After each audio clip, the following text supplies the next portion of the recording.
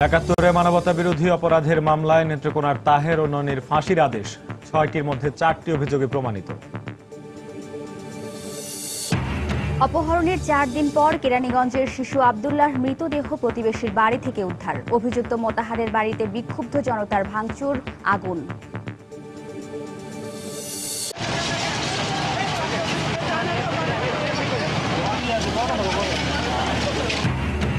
গাজীপুরের বোর্ডবাজারে সোয়েটার কারখানার আগুন ৫ ঘন্টার চেষ্টায় নিয়ন্ত্রণে। ঢাকা ময়মনসিংহ মহাসড়কে যান চলাচল ব্যাহত। চট্টগ্রামে নম্বর প্লেটবিহীন সিএনজি অটোরিকশার বিরুদ্ধে অভিযানের প্রথম দিনেই ২৫০ গাড়ি জব্দ, অব্যবস্থাপনার অভিযোগে ক্ষুব্ধ চালক এবং মালিকরা। বাংলাদেশের যুবাদের আগুন ঝরা পারফরমেন্সে অসহায় আত্মসমর্পণ নামিবিয়ার, ৮ উইকেটের বিশাল জয়। কোয়ার্টার ফাইনালে ইয়াং টাইগারদের প্রতিপক্ষ নেপাল।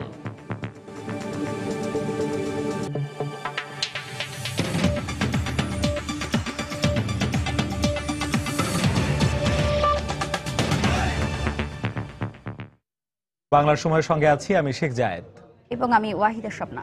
ঢাকায় নিযুক্ত পাকিস্তানি হাই কমিশনারকে তলব করেছে পররাষ্ট্র মন্ত্রণালয়। বেলা ১টার দিকে ভারপ্রাপ্ত পররাষ্ট্র সচিব রিয়াল অ্যাডমিরাল অবসরপ্রাপ্ত খুরশিদ আলম তার নিজ কার্যালয়ে তাকে তলব করেন।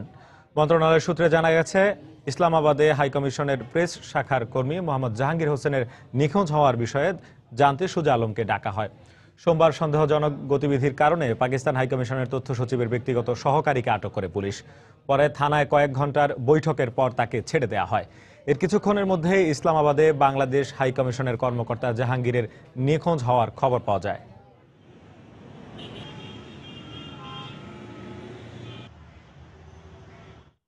সুনির্দিষ্ট অভিযোগের ভিত্তিতে বাংলাদেশে পাকিস্তান দূতাবাসের এক কর্মকর্তাকে আটকের কয়েক ঘন্টার মধ্যে ইসলামাবাদে বাংলাদেশ দূতাবাসের এক কর্মকর্তার নিখোঁজের ঘটনাকে প্রতিহিংসাপ্রবণ মানসিকতা হিসেবে দেখছেন আন্তর্জাতিক সম্পর্ক বিশ্লেষকরা।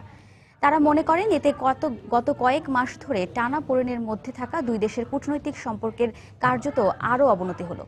পাকিস্তান এ ঘটনা পরিকল্পিতভাবে ঘটিয়েছে কিনা তা গুরুত্বের সাথে খতিয়ে দেখে দেশটির সঙ্গে বাংলাদেশের ভবিষ্যৎ সম্পর্ক কেমন হবে তা নতুন করে নির্ধারণ করা উচিত বলে মনে করেন তারা। আবারও নতুন মোড় নিল বাংলাদেশ পাকিস্তান সম্পর্ক। সন্দেহজনক গতিবিধির কারণে ঢাকায় পাকিস্তান হাইকমিশনের কর্মকর্তা আবরার আটকের প্রায় একই সময়ে ইসলামাবাদে বাংলাদেশ হাইকমিশনের কর্মকর্তা জাহাঙ্গীর নিখোঁজের ঘটনাটিকে স্বাভাবিকভাবে দেখছে না দেশের কূটনৈতিক মহল। পরপর ঘটা দুটি ঘটনা কাকতালীয় নাকি পরিকল্পিত তা তাৎক্ষণিকভাবে বোঝা না গেলেও আন্তর্জাতিক বিশ্লেষকরা বলছেন, বাংলাদেশের দূতাবাস কর্মকর্তা জাহাঙ্গীরকে নিরাপত্তা দেওয়ার দায়িত্ব ছিল পাকিস্তানের। সে দায়িত্ব পালনে তাদের অবহেলা স্পষ্ট। অন্যদিকে আবরার ছিল মানি লন্ডারিং সহ সুনির্দিষ্ট কয়েকটি অভিযোগে অভিযুক্ত।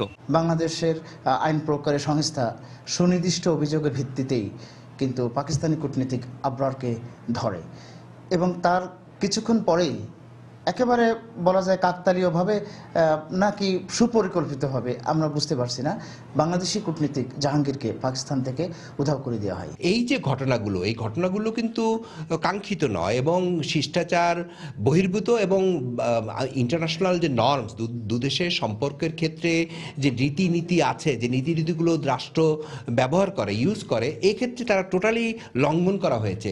এদিকে ঘটনাটি পাকিস্তান পরিকল্পিতভাবে ঘটিয়েছে কিনা তা খতিয়ে দেখে দেশটির সাথে ভবিষ্যৎ সম্পর্ক ও করণীয় নতুন করে নির্ধারণ করা উচিত বলে পরামর্শ দিয়েছেন তারা। এটা তাদের খুব সুনির্দিষ্ট লক্ষ্যকে সামনে রেখে তারা এই কাজগুলো করছে। ফলে আমাদের বোধহয় সময় এসছে চিন্তা ভাবনা করার যে আমরা সম্পর্ক, দুই দেশের সম্পর্কটাকে আমরা কোন পর্যায়ে নিয়ে যাব। ব্যাপারটি অত্যন্ত উদ্বেগজনক এবং আমাদের দ্বিপাক্ষিক সম্পর্কের জন্য তো বটেই, দক্ষিণ এশিয়ার আঞ্চলিক সম্পর্ক এবং সামগ্রিকভাবে কূটনৈতিক ইতিহাসে এটা একটা চিন্তা করার মতো ঘটনা। এর আগে পাকিস্তানের দূতাবাস কর্মকর্তা ফারিনা আসাদকে জঙ্গি সংশ্লিষ্টতার অভিযোগে বাংলাদেশ থেকে ফেরত পাঠানো হলে পাকিস্তানও সে দেশে থাকা বাংলাদেশের কূটনীতিক মৌসুমী রহমানকে প্রত্যাহার করে নিতে বলে।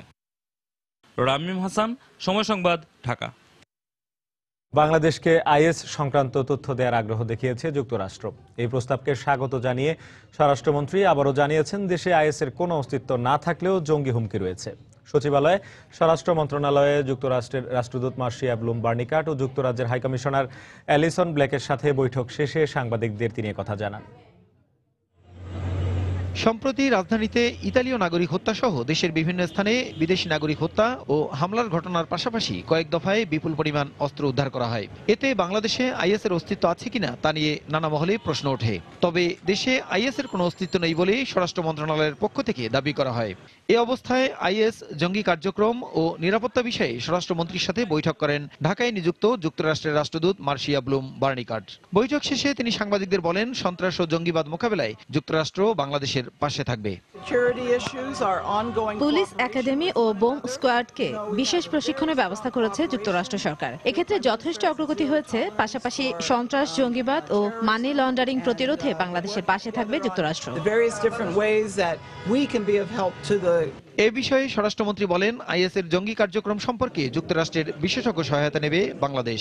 তবে দেশে আইএসের অস্তিত্ব নেই বলে আবারও দাবি করেন তিনি। আমাদেরকে সব ধরনের সহযোগিতা করতে তারা রাজি আছেন to face terrorism, extreme terrorism যাকে বলে। এবং আইএস সম্বন্ধে আবারও কথা আসছে, আমরা বলছি আইএস আমাদের এখানে নেই। বার্নিকাট যে অ্যাম্বাসেডর, তিনি বলছেন আইএসরা কি করতে চায়, কোথা থেকে কোথায় যায় তার একটা ধারণা তোমাদেরকে দেওয়ার জন্য আমাদের একজন এক্সপার্ট আসতে পারে, সেখানে তার সঙ্গে তোমরা আলাপ করতে পারো। আমরা সেটা আসলে আমরা আলাপ করবো। সোমবার শেরপুরে উদ্ধার হওয়া বিপুল পরিমাণ অস্ত্র বিগত সরকারের সময় ভারতীয় বিচ্ছিন্নতাবাদীদের নিদর্শন বলেও দাবি করেন মন্ত্রী। ভারতের বিচ্ছিন্নতাবাদী যারা ছিল বিগত সরকার তাদেরকে আশ্রয় প্রশ্রয় দিত, সেগুলিরই একটা চিহ্ন আপনারা গতকাল শেরপুরে দেখেছেন। দেশে যে কোনো জঙ্গি কার্যক্রম মোকাবিলায় আইন শৃঙ্খলা রক্ষাকারী বাহিনী তৎপর বলেও জানান স্বরাষ্ট্রমন্ত্রী। আমাদের সফলতা আসছে। প্রসূন আশিস, সময় সংবাদ, ঢাকা। ৭১ মানবতা বিরোধী অপরাধের দায়ে নেত্রকোনার ওবায়দুল হক তাহির ও আতাউর রহমান ননির ফাঁসির আদেশ দিয়েছেন ট্রাইব্যুনাল। একই সাথে এই দুই রাজাকারের বিরুদ্ধে আনা ৬টি অভিযোগের মধ্যে ৪টি প্রমাণিত হয়েছে, যার মধ্যে ২টি অপরাধে ফাঁসি, অপর ২টি অপরাধে আমৃত্যু কারাদণ্ডের রায় ঘোষণা করেন ট্রাইব্যুনাল। রায়ে রাষ্ট্রপক্ষ সন্তোষ প্রকাশ করলেও আপিল করার কথা জানিয়েছে আসামিপক্ষ। এদিকে ফাঁসির রায়ে পর্যবেক্ষণে ট্রাইব্যুনাল বলেছে, মুক্তিযুদ্ধে ৩০ লাখ শহীদ হওয়ার বিষয়টি মীমাংসিত। এ নিয়ে বিশৃঙ্খলা সৃষ্টির অবকাশ নেই। বিস্তারিত থাকছে আফজাল হোসেনের রিপোর্টে। মানবতাবিরোধী অপরাধের দায়ে নেত্রকোনার ওবায়দুল হক তাহের ও আতাউর রহমান ননির রায় পড়া শুরু হয় সকাল 10:30টায়। মোট 268 পৃষ্ঠার রায়ের সারাংশ ট্রাইব্যুনালের 3 বিচারপতি ভাগাভাগি করে পড়ে শোনান।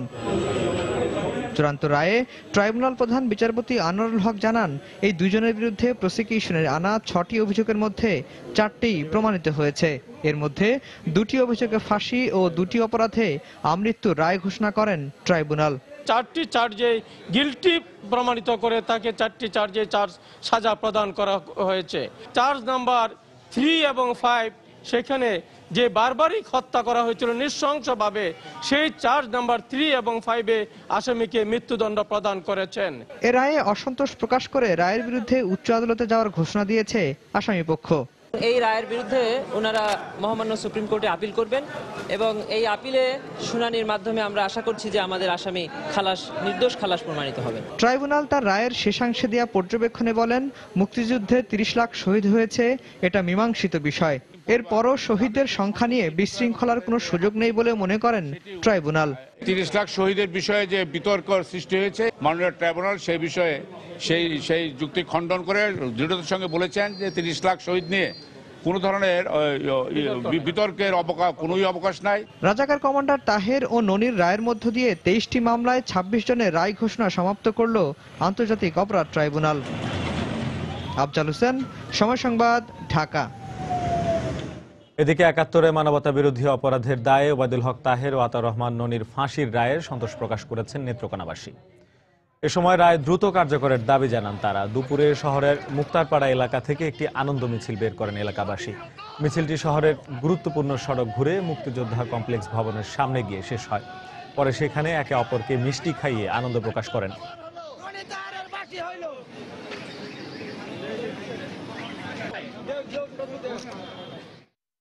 যুদ্ধাপরাধীদের ফাঁসির রায় হয়েছে, এদের রায় হয়েছে, এদের রায়ের জন্য দ্রুত কার্যকর করা হয়। আমরা জেলা মুক্তিযোদ্ধা ইউনিট কমান্ডের পক্ষ থেকে বিনীতভাবে সরকারকে অনুরোধ জানাচ্ছি। যে রায় হয়েছে আমরা মুক্তিযোদ্ধারা, বিশেষ করে আমরা জেলার মুক্তিযোদ্ধারা আমরা অত্যন্ত খুশি, এবং আমি একজন উদ্বোধনী সাক্ষী ছিলাম, শোনা সাক্ষী ছিলাম, সাক্ষী হিসাবে আমি অত্যন্ত খুশি। আমার চাচার হত্যাকারীদের বিচার পাইছি, আমি খুব খুশি, এই রায় আমরা খুব খুশি। আমি শহীদ ফ্যামিলির পক্ষ থেকে সরকারকে ধন্যবাদ জানাই। সোনালী ব্যাংকের ৪৫ কোটি টাকা ঋণ খেলাপি মামলায় বিএনপি চেয়ারপারসন বেগম খালেদা জিয়া সহ ১৬ জনকে বিবাদী করে ইস্যু গঠন করেছেন আদালত। আগামী ১ মার্চ সাক্ষ্য গ্রহণের জন্য দিন ধার্য করা হয়েছে। বিকেলে ঢাকার প্রথম অর্থ ঋণ আদালতের ভারপ্রাপ্ত বিচারক ফাতেমা ফেরদৌস ইস্যু গঠনের শুনানি শেষে এ আদেশ দেন। এর আগে খালেদা জিয়ার আইনজীবী ইস্যু গঠনের শুনানি পেছানোর জন্য আবেদন করলে তা নামঞ্জুর করেন আদালত। মামলার জন্য বিবাদীদের মধ্যে বিএনপির senior vice chairman Tarek Rahman, প্রয়াত আরাফাত রহমান কোকোর স্ত্রী এবং গিয়াসউদ্দিন আল মামুন সহ ১৬ জন রয়েছে।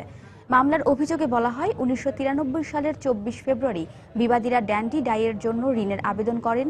ঋণের টাকা উত্তোলনের পর নির্ধারিত তারিখে পরিশোধ না করায় ২০১৩ সালের ২রা অক্টোবর সোনালী ব্যাংকের পক্ষ থেকে তৎকালীন কর্মকর্তা নজরুল ইসলাম ঋণ গ্রহীতাদের বিরুদ্ধে অর্থঋণ আদালতে মামলা করেন। বাংলার সময় আরো থাকছে।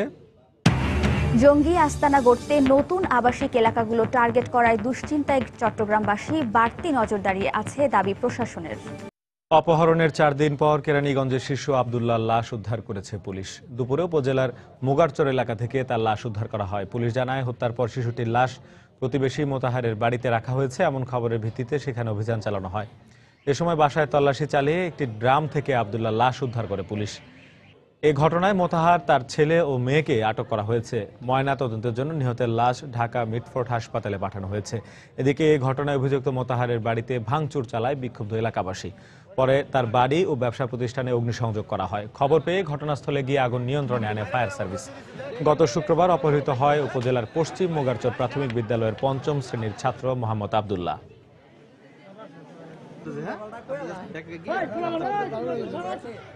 আমি শেষ হলে আপনাকে জানাবো। হ্যাঁ,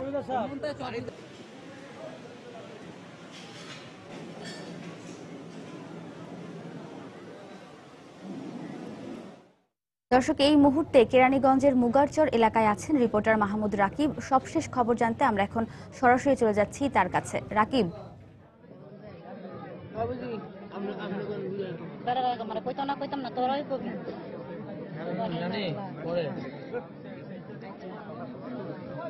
হ্যাঁ স্বপ্না, মুগারচর এলাকাটা আসলে কিন্তু এখন পুরো একটি শোকের নগরী বা শোকের গ্রামে রূপান্তরিত হয়েছে। আসলে এখানকার আমরা দেখেছি বৃদ্ধ, যুবক, মহিলা, পুরুষ সবাই কিন্তু আসলে খুব শোকার্ত পরিবেশে আসলে দিন তাদের সময় অতিবাহিত করছেন। এবং আপনি জানেন যে আমরা যতটুকু খোঁজ নিয়েছি, এই এলাকায় কিন্তু আসলে আব্দুল্লাহ যে ৫ম শ্রেণীর ছাত্র, যাকে আসলে এখানকার মোতাহার হত্যা করেছে বলে এলাকাবাসী দাবি করছে, সে আসলে এলাকায় খুব একটি শান্ত শিষ্ট এবং খুব ভালো ছেলে হিসেবে পরিচিত ছিল। এবং তাকে যখন আসলে একটি পারিবারিক দ্বন্দ্বের কারণে এ ধরনের একটি নিষ্পাপ শিশুকে হত্যা করা হয়, 5 দিন ধরে হত্যা করে একটু ড্রামের মধ্যে ফেলে রাখা হয়, তখন কিন্তু সে বুঝতেই পারছেন এই অঞ্চলের সব মানুষ কিন্তু আজ আসলে রাস্তায় নেমে এসেছে। তারা কিন্তু এখানকার এসে এই এলাকার যত মোতাহার যে অভিযোগ, হত্যাকারী হিসেবে অভিযোগ করা হচ্ছে, মোতাহারের বাড়ি ঘর দোকানপাট সব কিন্তু আসলে পুড়িয়ে দিয়েছেন।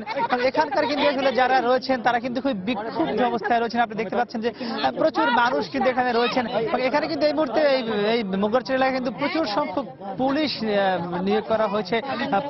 পুরুষ মহিলা দুই ধরনের পুলিশ কিন্তু এখানে আছে। এবং তারা কিন্তু আসলে এখানকার পরিস্থিতি সর্বোচ্চ শান্ত রাখার চেষ্টা করছেন। এবং আমি যদি আপনাকে জানাই যে বিকেল নাগাদ কিন্তু এখানকার ফায়ার সার্ভিসের কিন্তু 2টি ইউনিট এসে এখানকার যে আগুন জ্বালিয়ে দেওয়া হয়েছিল মোতাহারের বাড়িঘর এবং ব্যবসা প্রতিষ্ঠানে, সেগুলোর আগুন কিন্তু নিভিয়ে দেওয়া হয়েছে। এবং এখন কিন্তু আমরা দেখেছি তারপরেও কিন্তু ফায়ার সার্ভিস, পুলিশ এবং র্যাব 10 তারা কিন্তু এখানে আছেন এবং তারা কিন্তু এখানে থেকে পুরো পরিস্থিতি পর্যবেক্ষণ করছেন। এখানকার যারা এলাকাবাসী রয়েছেন এবং বিশেষ করে আব্দুল্লাহ যারা আত্মীয় স্বজন রয়েছেন, খালা রয়েছেন, মামা রয়েছেন, তারা কিন্তু একটি কথা বারবারই বলছেন, এই যে মোতাহার যে আসলে আব্দুল্লাহকে হত্যা করেছে বলে এলাকাবাসী বলছে, মোতাহার কিন্তু আসলে আব্দুল্লাহ নানা হিসেবে আত্মীয় হয়, এবং সেই নানা যখন আসলে নাতি কিভাবে একটি 5 দিন ধরে হত্যা করে একটি রুমের মধ্যে আটকে রাখা হয়, সেটা কিন্তু আসলে খুবই হৃদয় বিদারক। সেজন্য কিন্তু এলাকাবাসী কিছুক্ষণ পরপরে কিন্তু মিছিল করছেন এবং তারা কিন্তু বলছেন যে মোতাহারের যে কোনো মূল্যে বিচারের আওতায় আনতে হবে এবং তাকে দ্রুত সময়ের গ্রেফতারে কিন্তু তারা কিন্তু আশ্বাস চাচ্ছেন, এবং তারা কিন্তু বলছেন মোতাহারকে যে কোনো মূল্যে গ্রেফতার করে তারা কিন্তু ফাঁসির দাবি করছেন। যদিও আমাদের এখানকার যে পুলিশের তদন্ত অফিসার রয়েছে, কেরানীগঞ্জ মডেল থানার যে ওসি রয়েছেন, তিনি কিন্তু আমাদের কিছুক্ষণ আগে জানিয়েছেন যে ইতিমধ্যে তারা 3 জনকে আটক করেছেন, মোতাহারের ছেলে মেয়ে এবং অপর একজনকে আটক করেছেন, এবং তারা কিন্তু বলছেন যে মোতাহারকে কিন্তু এখনো আটক করা হয়নি, এবং পুলিশ কিন্তু বলছেন যে মোতাহারকে দ্রুত সময়ের মধ্যে আটক করার জন্য সব ধরনের অভিযোগ তারা করছেন, তারা অভিযান চালাচ্ছেন। তো সব মিলিয়ে কিন্তু আসলে এখনো কিছুটা পরিস্থিতি কিন্তু শান্ত হলেও কিন্তু আমরা বলতে পারি যে মুগরচর এলাকা কিন্তু থমথমে পরিস্থিতি বিরাজ করছে। তো মুগরচরের মূলত আসলে এই ছিল সব শেষ অবস্থা। স্বপ্না। দর্শক, কেরানীগঞ্জের মুগারচর থেকে আমাদের সঙ্গে যোগ দিয়েছিলেন সহকর্মী মাহমুদ রাকিব। তিনি যেমনটি জানাচ্ছিলেন যে অপহরণের 4 দিন পর শিশু আব্দুল্লাহ লাশ প্রতিবেশের বাড়ি থেকে উদ্ধারের পর এলাকায় কিছুটা থমথমে পরিস্থিতি বিরাজ করছে। এদিকে ঝিনাইদহে 12 বছরের এক শিশু শ্রমিককে পিটিয়ে আহত করার অভিযোগ উঠেছে এক ওয়ার্কশপ মালিকের বিরুদ্ধে। গতরাত 8:30টার দিকে শহরের হামদহ বাসস্ট্যান্ড এলাকায় এ ঘটনা ঘটে। স্বজনদের অভিযোগ, মেসার্স ফখরুল ইঞ্জিনিয়ারিং ওয়ার্কশপ নামে একটি লোহার গ্রিলের দোকানে কাজ করত সদর উপজেলার বদনপুর গ্রামের আকবর আলীর 12 বছরের শিশুপুত্র টুটুল। গতকাল রাতে দোকানে কাজ না করার কথা জানালে তাকে বেধড়ক মারধর করে মালিক মিজানুর। পরে গুরুতর আহত অবস্থায় টুটুলকে উদ্ধার করে ঝিনাইদহ সদর হাসপাতালে ভর্তি করেন স্থানীয়রা। এ ঘটনায় মামলা হলেও এখন অভিযুক্ত মিজানকে গ্রেফতার করতে পারেনি পুলিশ। সংবাদ পাওয়ার পরে আমি সেখানে পুলিশ পাঠিয়েছি এবং তাদের অভিভাবককে ডেকে থানায় মামলা নেওয়া হয়েছে। শিশুটির বাবা বাদী হয়ে থানায় মামলা দিয়েছেন এবং শিশুটি টুল বর্তমানে হাসপাতালে চিকিৎসাধীন আছে। এ বিষয়ে তদন্ত চলছে, তদন্ত সাপেক্ষে আমরা যথাযথ আইনগত ব্যবস্থা গ্রহণ করব। গাজীপুরের বোর্ডবাজারে সোয়েটার কারখানার ভয়াবহ আগুন নিয়ন্ত্রণে আসে প্রায় 5 ঘন্টার চেষ্টায়। ফায়ার সার্ভিসের 17টি ইউনিট আগুন নিয়ন্ত্রণে আনলেও সূত্রপাত সম্পর্কে নিশ্চিত করতে পারেনি। সকালে শ্রমিকরা কাজে যোগ দেওয়ার আগে এই ঘটনা ঘটায় কেউ হতাহত হয়নি। এদিকে রপ্তানির জন্য গুদামজাত করা বেশিরভাগ পোশাক পুড়ে গেছে বলে দাবি করেছে কারখানার মালিকপক্ষ। ঘটনা তদন্তে 5 সদস্যের একটি তদন্ত কমিটি গঠন করেছে স্থানীয় প্রশাসন। গাজীপুর থেকে ফিরে আরও জানাচ্ছেন তারিকুজ্জামান শিমুল। কারখানার শ্রমিকরা জানান, অন্যান্য দিনের মতো কাজে যোগ দিতে এসে সকাল 7:15টার দিকে কারখানার 8ম তলায় ধোঁয়া দেখেন তারা। এ সময় বিষয়টি জানানো হলে শুরুতে নিজেদের সামর্থ্য দিয়ে আগুন নেভানোর চেষ্টা করে কর্তৃপক্ষ। প্রচেষ্টায় ব্যর্থ হয়ে ফায়ার সার্ভিসে খবর দেওয়া হলে 4টি ইউনিট ঘটনাস্থলে এসে আগুন নেভানোর কাজ শুরু করে, কিন্তু আগুন নিয়ন্ত্রণে না আসায় পরে যোগ হয় আরও 13টি ইউনিট। ফায়ার সার্ভিসের 17টি ইউনিটের প্রায় 4.5 ঘন্টার চেষ্টায় বেলা 12:30টার দিকে আগুন নিয়ন্ত্রণে আসে। আগে ধোঁয়া হইতেছে, কিন্তু তারপরে 8:30টার দিকে তীব্রতা বেড়ে গেছে, তখন আপনার আগুন যে আপনার শিকা বাইরে হওয়া শুরু হয়েছে। আর নিয়ন্ত্রণের জন্য যা চেষ্টা করার আমাদের সাধ্য অনুযায়ী আমরা তাই করছি। সমস্ত মালই ফুটে গেছে, ওখান থেকে কিছু নামাইতে পারে, নিচের ফ্লোর থেকে 7তলা থেকে কিছু মাল নামাইতে পারছে। ঘটনাস্থলের ঠিক পাশেই একটি সিএনজি স্টেশন থাকায় বাড়তি সতর্কতার জন্য আরও 3 ঘন্টা কাজ করেন ফায়ার সার্ভিস কর্মীরা। তবে আগুনের সূত্রপাত সম্পর্কে নিশ্চিত করে কিছু বলতে পারেননি কর্মকর্তারা। কিভাবে ধরলো এটা কিন্তু আমি বলতে পারবো না। যখন তদন্ত করা হবে তখন কিন্তু এই জিনিসগুলো বের হয়ে আসবে। আমাদের অনেক পানির কিন্তু ক্রাইসিস ফেস করতে হচ্ছে। যারা এখানে আগুনে কাজ করেছে অনেকে আপনার ড্যান্স স্মোক খেয়ে সেন্সলেস হয়ে গেছে, আবার ঠিক হয়ে গেছে, এরকম আছে। বাট মেজর ইনজিওর্ড মানে আমাদের কাছে এখনো নোটিশ হয়নি। তবে আগুনটি পরিকল্পিত কিনা তা খতিয়ে দেখতে 5 সদস্যের একটি তদন্ত দল গঠন করা হয়েছে বলে জানান পুলিশ সুপার। 8 তলায় কোনো শ্রমিক ছিলেন না, আগুনটি কি থেকে লাগলো, এটা আসলে নাশকতা কিনা অন্য কিছু, এটা আসলে তদন্ত কমিটি হয়েছে। এই তদন্ত কমিটির রিপোর্টের প্রেক্ষিতে বলা যাবে। এদিকে আগুনে রপ্তানিযোগ্য বেশিরভাগ পোশাক পুড়ে গেছে বলে দাবি করেন কারখানার এক কর্মকর্তা। এক্সপোর্টের জন্য মালগুলো আমাদের তৈরি করা থাকে এই 8 ফ্লোরে, 100 কোটি টাকা আমাদের প্রায় মাল ওখানে ছিল। এটা আমাদের প্রাথমিক ক্ষয়ক্ষতির পরিমাণ। ঘটনার পরপরই আশপাশের পোশাক কারখানায় আতঙ্ক ছড়িয়ে পড়ে। পরিস্থিতি মোকাবেলায় বেশ কয়েকটি কারখানায় তাৎক্ষণিক ছুটি ঘোষণা করে তাদেরকে সরিয়ে দেওয়া হয়। এছাড়া আগুন নেভানোর সুবিধার্থে কারখানার সামনের ঢাকা ময়মনসিংহ মহাসড়কে ঘণ্টাখানেক যান চলাচল বন্ধ রাখা হয়। তারিকুজ্জামান শিমুল, সময় সংবাদ, গাজীপুর।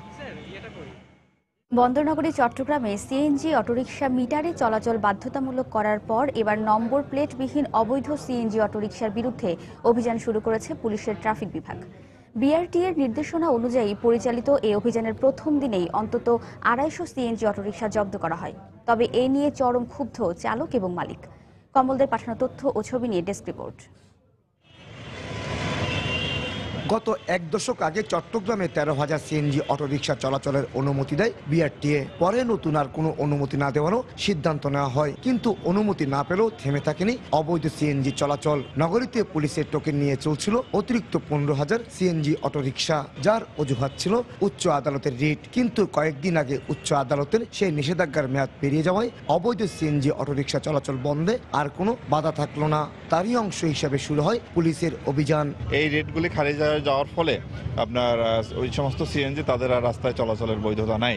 এই জন্য আমরা অভিযানে নেমেছি এবং আমরা যে কোনো শ্রেণীর যানবাহন যার বৈধ কাগজপত্র নাই, রেজিস্ট্রেশন নাই, সেগুলি রাস্তায় চলাচল করতে পারবে না। অভিযানের প্রথম পর্যায়ে জব্দ করা হয় অন্তত 200 সিএনজি অটোরিকশা, কিন্তু পূর্ব ঘোষণা ছাড়াই অভিযান শুরু হয় ক্ষোভ প্রকাশ করে অটোরিকশা চালক এবং মালিকরা। ঋণ করে গাড়িটা কিনছি সরকারে মিটিংয়ে ওই হারুন টোকেন দেয়, এই কারণে টোকেন পাইছি দিকে আমরা গাড়ি কিনছি। ট্রাফিক সার্জেন্ট টিএ সাহেব দিলে আমাদের গাড়িগুলি হ্যান্ড ওভার করে নিচ্ছে। এই হচ্ছে আমাদের সমস্যা, আমরা জানি না, আমাদেরকে মেসেজও করেনি। 10-15 গাড়ি করে আমরা কি করে খামু? আমরা তো আজকে গাড়ি ধরে লেগেছে, আমরা জানি না। নম্বর প্লেট বিহীন সিএনজি অটোরিকশাগুলোকে আইনগত বৈধতা দেওয়ার জন্য চালক এবং মালিকেরা যে আবেদন জানিয়েছে সেই ব্যাপারে সুনির্দিষ্ট কোনো নির্দেশনা নেই বলে দাবি বিআরটিএর। ঢাকা এবং চিটাগংয়ের রেজিস্ট্রেশনের ব্যাপারে মন্ত্রণালয় থেকে নির্দেশনা আসে, সেখান থেকে যে নির্দেশনা আসবে আমরা সেটাই বাস্তবায়ন করব। একই সাথে মিটারে চলাচল বাধ্যতামূলক করা এবং অবৈধ সিএনজি অটোরিকশার বিরুদ্ধে অভিযান চালায় নগরীতে অটোরিকশা চলাচল অনেকটা কমে গেছে। দীর্ঘক্ষণ অপেক্ষার পরও কাঙ্ক্ষিত যানবাহন পায়নি যাত্রীরা। কমল দেব, সময় সংবাদ, চট্টগ্রাম। বাংলার সময় আরো থাকছে। দালালের খপ্পরে পড়ে মিয়ানমার কারাগারে বন্দী বগুড়া ও জয়পুরহাটের 6 যুবক। ফিরিয়ে আনার আকুতি স্বজনদের, প্রশাসন বলছে কার্যক্রম চলছে। চট্টগ্রামে অধিকাংশ আবাসিক এলাকা অরক্ষিত থাকায় প্রতিনিয়ত ঘটছে খুন, চুরি, ছিনতাইয়ের মতো নানা অপরাধমূলক ঘটনা। তার সাথে জঙ্গিরা আস্তানা গড়ার ক্ষেত্রে নতুন নতুন আবাসিক এলাকাগুলোকে টার্গেট করায় দুশ্চিন্তার মধ্যে পড়েছে বসবাসকারীরা। অবশ্য নাশকতা ও অপরাধ দমনে আবাসিক এলাকাগুলোতে বাড়তি নজরদারি আছে বলে দাবি প্রশাসনের। আশরাফুল আলম মামুনের ছবি নিয়ে বিস্তারিত পার্থপ্রতিম বিশ্বাসের রিপোর্টে। নগরীর বাকলিয়া এলাকায় কল্পলোক নামে চট্টগ্রাম উন্নয়ন কর্তৃপক্ষের আবাসিক এলাকায় প্রতিনিয়ত গড়ে উঠছে নতুন নতুন ভবন, কিন্তু এখানে সিডিএর পক্ষ থেকে তদারকি না থাকায় এর মাঝে গড়ে উঠছে বস্তির মতো অবৈধ স্থাপনা। সীমানা প্রাচীর না থাকায় সন্ত্রাসী ও মাদকাসক্তদের আস্তানায় পরিণত হয়েছে এটি। গত 2 বছরে এই আবাসিক এলাকায় খুন হয়েছে অন্তত 4 জন। চালককে অচেতন করে রিক্সা ও সিএনজি অটোরিকশা ছিনতাইয়ের মতো ঘটনা ঘটেছে 50টিরও বেশি। একই চিত্র সিডিএ নির্মিত অনন্যা ও চন্দ্রিমা সহ বাকি সব আবাসিক এলাকার। বাহির থেকে পর্যটক দর্শনার্থী আসতে ভয় পায় নিরাপত্তার সাথে। ইয়াবা ব্যবসার আপনার গাঁজাটিরা আপনার হিরোইনজিরা এখানে ডিস্টার্ব করতেছে। যারা এটা নিয়ন্ত্রণ করে তাদের কাছে আমাদের অনুরোধ থাকবে যে তারা যেন দমনের জন্য যেই প্রচেষ্টা নেওয়া দরকার এইটা ব্যবস্থা করে। তবে নতুন আবাসিকের দিকে বিশেষ নিরাপত্তা ব্যবস্থা আছে বলে দাবি পুলিশের এই কর্মকর্তার। গোয়েন্দা নজরদারি করছি। এছাড়া আবাসিক এলাকাগুলোর বিভিন্ন সমিতি আছে, ওই সমিতিদের সাথে আমরা বৈঠক করে তাদেরকে ব্যাপারে আমরা সতর্ক করছি। এদিকে শুধুমাত্র প্লট বুঝিয়ে দিয়ে দায়িত্ব শেষ করেছে সিডিএ। নিরাপত্তার কোনো দায়িত্ব নিতে রাজি নয় এই সংস্থাটি। বরাদ্দ দেওয়ার হলে এই সিডিআর এটা মালিকানা থাকে না, সুতরাং আবাসিক এলাকায় আপনি গিয়ে দেখবেন যার যার সিকিউরিটি সে নিচ্ছে, আর প্রশাসন যেটা আছে তার অত্যন্ত সতর্ক। চট্টগ্রামে সিডিএ নির্মিত আবাসিকের সংখ্যা 6টি। এর মধ্যে অরক্ষিত হওয়ায় কল্পলোক ও চন্দ্রিমা আবাসিক এলাকাকে অধিক ঝুঁকিপূর্ণ হিসেবে দেখছে প্রশাসন। সময় সংবাদ, চট্টগ্রাম। দেশের বিভিন্ন স্থানে শীতের তীব্রতা কমে এলেও রাজশাহী, নাটোর, পাবনা ও গাইবান্ধায় এখনও ঠান্ডা আর অতিরিক্ত কুয়াশায় বিপর্যস্ত হয়ে পড়েছে জনজীবন। তীব্র কুয়াশায় ঢাকা পড়েছে রাজশাহী অঞ্চল। এ কারণে সকাল 9:30টার দিকে সূর্যের দেখা মিললেও তেমন তাপ ছিল না। যানবাহন চলাচল করছে হেডলাইট জ্বালিয়ে। সাধারণ মানুষকে তাই একটু বেলা করেই দৈনন্দিন কাজে বের হতে দেখা গেছে।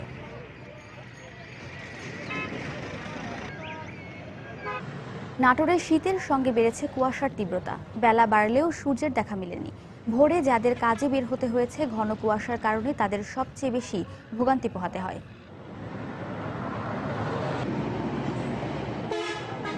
এদিকে হঠাৎ করেই শীতের তীব্রতা বেড়েছে পাবনায়। এতে বিপর্যস্ত হয়ে পড়েছে জনজীবন। আর কাজে যোগ দিতে না পেরে চরম কষ্টে আছেন শ্রমজীবী মানুষ। এছাড়া গাইবান্ধায়ও শীতের তীব্রতা কিছুটা কমে এলেও কুয়াশা কাটেনি।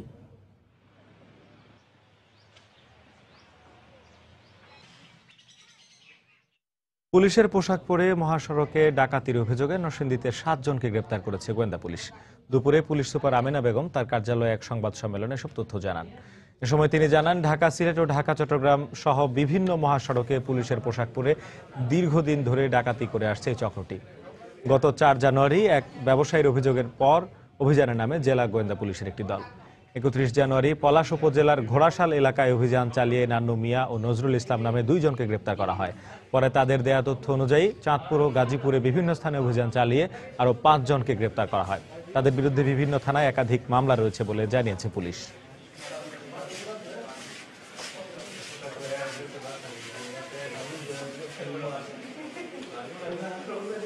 অপরাধী আরো কয়েকজনকে আমরা শনাক্ত করতে পেরেছি, তাদেরকে গ্রেপ্তার করার জন্য, এবং আর কোন কোন মামলায় কোন কোন ঘটনায় তারা জড়িত ছিল সেটা যদি আমাদের জেলার বাইরে হয় সেই তথ্য সংগ্রহের জন্য আমরা তাদের রিমান্ড চাইবো। তবে এর মধ্যে 4 জন স্বীকারোক্তিমূলক জবানবন্দি দিবে বলে আমাদের কাছে প্রতীয়মান হচ্ছে। তারা আমাদের কাছে যে জবানবন্দি দিয়েছে তাতে তারা স্বীকার করেছে বিষয়টা। ময়মনসিংহের শহীদ সৈয়দ নজরুল ইসলাম কলেজের শিক্ষার্থী মুহতাসিন বিল্লাহ শাকিল হত্যা মামলার 3 আসামিকে গ্রেফতার করা হয়েছে।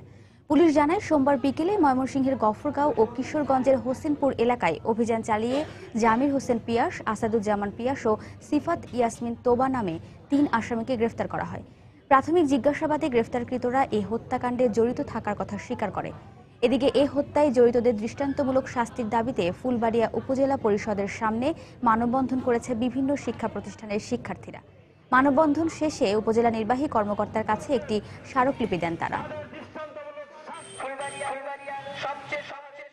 মোট 14 জন যারা এই হত্যাকাণ্ডে জড়িত ছিল।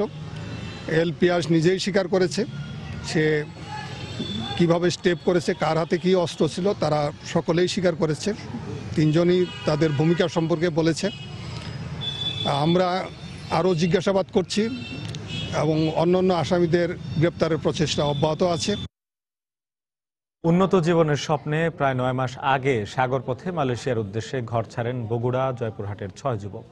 স্থানীয় দালালরা তাদের পরিবারের কাছ থেকে লাখ লাখ টাকা নিলেও দীর্ঘদিন ধরে কোনো খোঁজ দিতে পারেনি। তবে সম্প্রতি রেডক্রসের চিঠির মাধ্যমে স্বজনরা জানতে পারেন 6 জনই মিয়ানমারের একটি কারাগারে বন্দী রয়েছেন। অবশ্য স্থানীয় প্রশাসনের কর্মকর্তারা বলছেন তাদের দেশে ফেরানোর কার্যক্রম শুরু হয়েছে। রবিউল ইসলাম রবির তোলা ছবি ও মাজেদুর রহমানের পাঠানো তথ্য নিয়ে ডেস্ক রিপোর্ট। চেষ্টা করতেছি, আপনাদের সহযোগিতা কামনা করি। আমার ছেলেদের গতি তাড়াতাড়ি বাড়িতে ফেরা আছে। বগুড়ার দুপচাচিয়া উপজেলার বিশা গ্রামের আবু ইউসুফের জন্য মাসের পর মাস চোখের জলে দিন কাটে তার বাবা সাইদুর রহমানের। শুধু সাইদুর রহমান নন, পার্শ্ববর্তী এলাকা জয়পুরহাটের গোপীনাথপুর গ্রামের আরো 5 পরিবারের একই দশা। ভালো রোজগারের আশায় 2015 সালের 27 এপ্রিল তারা একসাথে পাড়ি দেয় মালয়েশিয়ার উদ্দেশ্যে। টেকনাফ থেকে সাগরপথে মালয়েশিয়া যাওয়ার পথে মিয়ানমারের নৌবাহিনীর হাতে আটক হয় তারা। 6 মাস পর পরিবারগুলো জানতে পারেন রাখাইন স্টেটের সিটওয়ে কারাগারে আটক রয়েছে তারা। 10 মাস হচ্ছে স্বামী কাছে 2টা জামাইয়ের পাতত ভাত দিতে পারেন। আমি মা, আমি কিভাবে কাটাই? আমরা চাই আমার আব্বা বাড়িতে ফিরে আসুক তাড়াতাড়ি। বিশা গ্রামের শফিকুল জানায়, স্থানীয় দালাল আমির হোসেন ও বাহাজুলের মাধ্যমে কক্সবাজার হয়ে সাগর পথে মালয়েশিয়ায় পাড়ি জমায় সে সহ 116 জন। পথে থাইল্যান্ডের একটি পাহাড়ে তুলে দালালরা অমানবিক নির্যাতন করে তাদের। তবে বিকাশের মাধ্যমে 2 লাখ টাকা দিয়ে সেখান থেকে জীবন নিয়ে ফিরে আসে শফিকুল। মারধর করেছে, টেকা লিছে, কলার পাতা কাঁকড়া, জীবন বাঁচানোর জন্য আর কি যায় যেটা খাদ্যকার খাচ্ছে। ঘটনার সত্যতা জানতে আমির হোসেনের ব্যবসা প্রতিষ্ঠান জয়পুরহাটের ফুলদিঘি বাজারে গেলে সময় সংবাদের ক্যামেরা দেখে আগেই পালিয়ে যান তিনি। তবে মোবাইলে জানান ব্যস্ত আছেন, পরে কথা হবে। আপনার মাধ্যমে যে মালয়েশিয়া নিয়ে গেছিলেন তাদের কি অবস্থা কি এখন? না না, ওটা তো কোনো সমস্যা নাই। এটা আলাদা আছে ভাই, পরে কথা বলবো আপনার সঙ্গে। এদিকে স্বজনদের আবেদনের প্রেক্ষিতে মিয়ানমারের কারাগারে আটকদের ফিরিয়ে আনতে ব্যবস্থা নিচ্ছে প্রশাসন।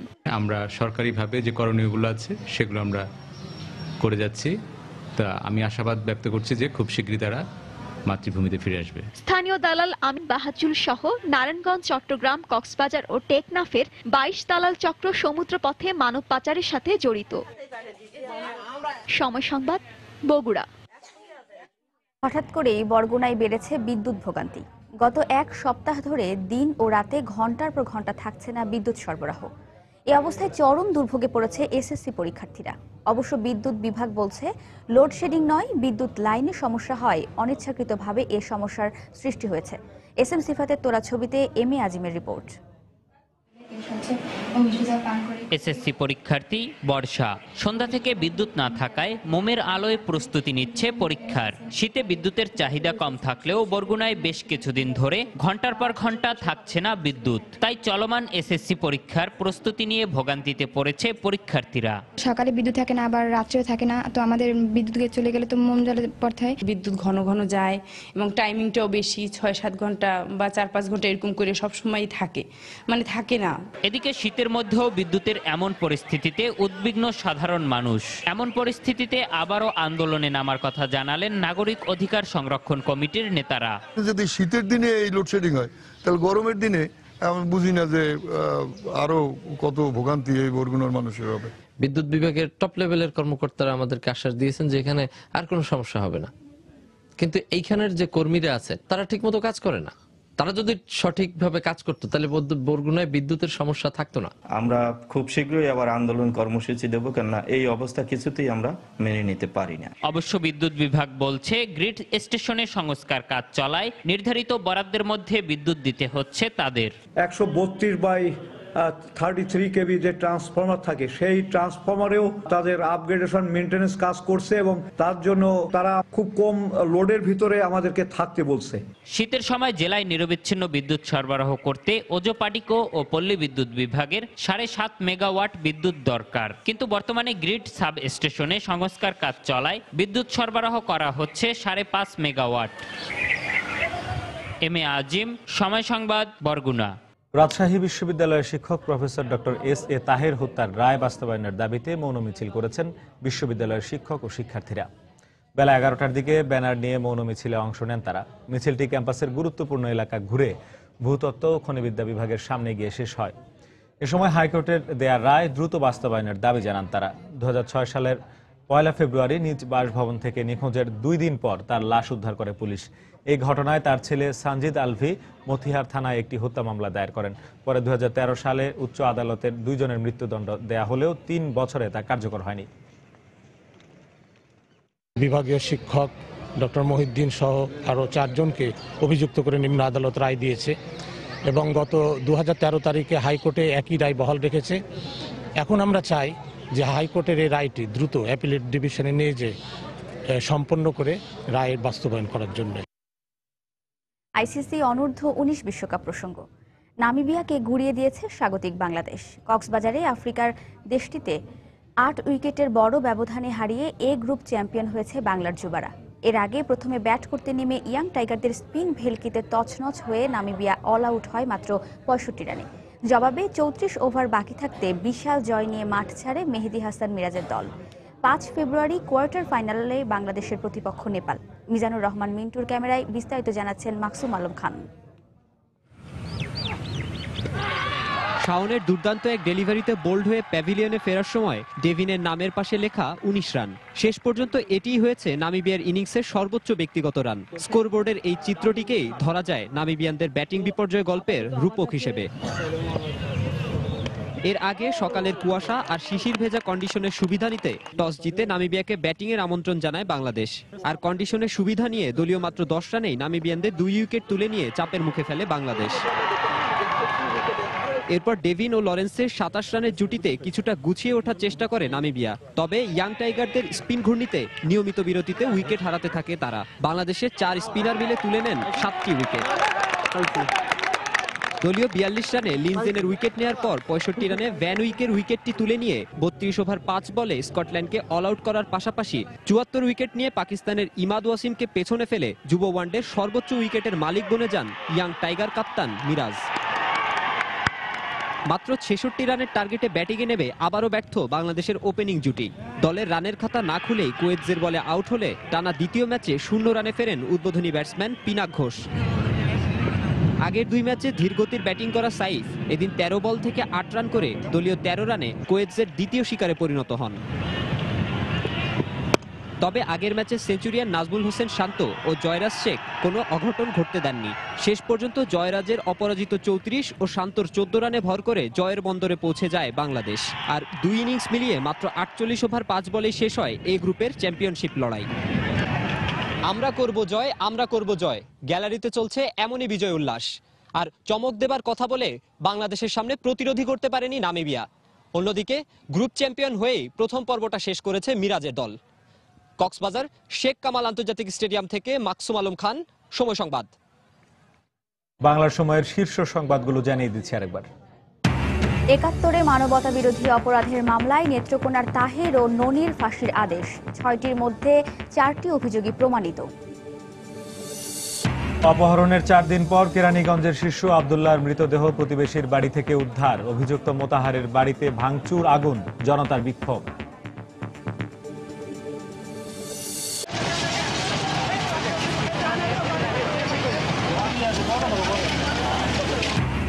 গাজীপুরের বোর্ড বাজারে সোয়েটার কারখানায় আগুন, 5 ঘন্টার চেষ্টায় নিয়ন্ত্রণে। ঢাকা ময়মনসিংহ মহাসড়কে যান চলাচল ব্যাহত।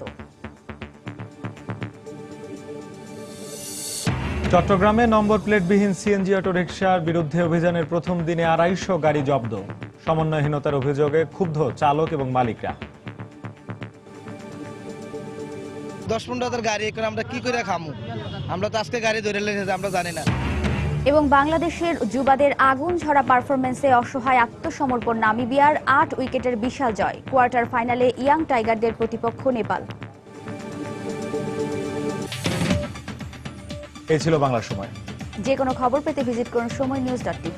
এছাড়া এইমাত্র পাওয়া খবর আপনার মোবাইলে পেতে SMS করুন *SN লিখে পাঠিয়ে দিন 16242 নম্বরে। আর সঙ্গেই থাকুন সময়।